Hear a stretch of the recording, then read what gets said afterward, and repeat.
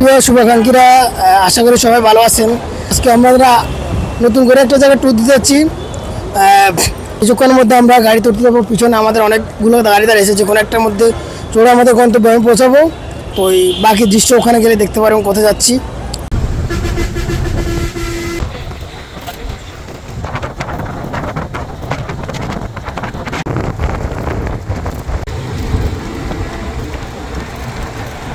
ও আজকে গন্তব্যস্থল কোথায় আপনারা অবশ্যই দেখতে পাচ্ছেন, সামনে উপর দেখতে পাচ্ছেন মহামায়া লেক ইকো পার্ক।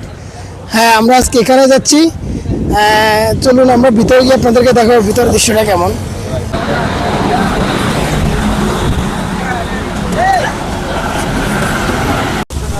এটা হলো লেকে যাওয়ার সেই রাস্তা, যার দুই পাশে সারিবদ্ধভাবে অনেক সুন্দর সুন্দর গাছ লাগানো।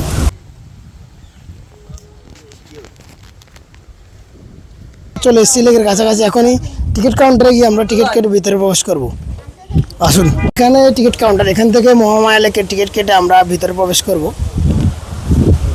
এই পাঁচজনের 5টা টিকিট কেটে নেন। লেকের ভিতরে ঢুকে পড়লাম মেন গেট দিয়ে। এখন ভিতরে যাচ্ছি, কি কি দৃশ্য আছে সেটা দেখবো এবং কি আপনাদেরকেও ভিডিওতে দেখার চেষ্টা করব। তো সঙ্গে থাকবেন। আসলে দেখেন ভিতরের দৃশ্যটা কতটা সুন্দর।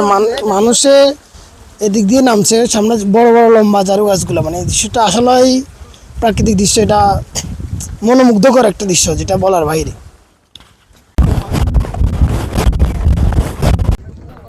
এটাই সেই মহামায়া লেক, যার সৌন্দর্য উপভোগ করার জন্য দেশের বিভিন্ন প্রান্ত থেকে হাজার হাজার পর্যটক এখানে ছুটে আসে।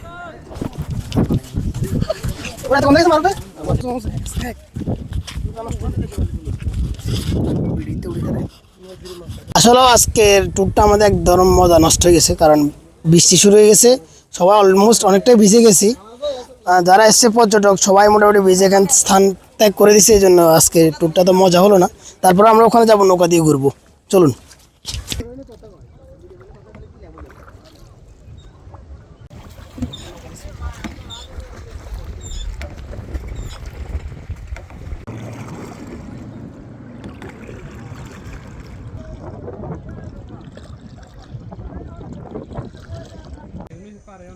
বড় মা কল দে, ছোট মা কল দে। ওই এগুন ঠিক আছে রে, এগুনের লগে আন্ডা যখন আছিল পাল্লা দে।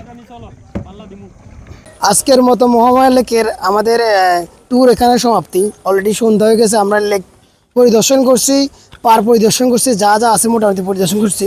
হয়তো ভিডিওতে সবগুলো তুলে ধরতে পারবো না, কারণ সবগুলোতে মোবাইল চার্জ ছিল না, জন্য তুলতে পারি না।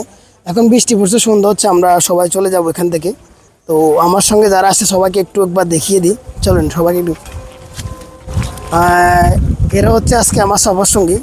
একজন হচ্ছে ছোটো ভাই মারুফ, বড় ভাই বিজয়, এবং কি বন্ধু সঞ্জয়, এবং কি যে ক্যামেরার দায়িত্বে আছে উনি হচ্ছে আমাদের বন্ধু ফেরদৌস আহমেদ। তো তাকেও ধন্যবাদ, সে ক্যামেরার পিছন থেকেও অনেকটা ভিডিও করে ব্লগটা কমপ্লিট করার চেষ্টা হচ্ছে। তাকে অসংখ্য ধন্যবাদ। আজকে সফর এখানে সমাপ্তি। সবাই ভালো থাকবেন।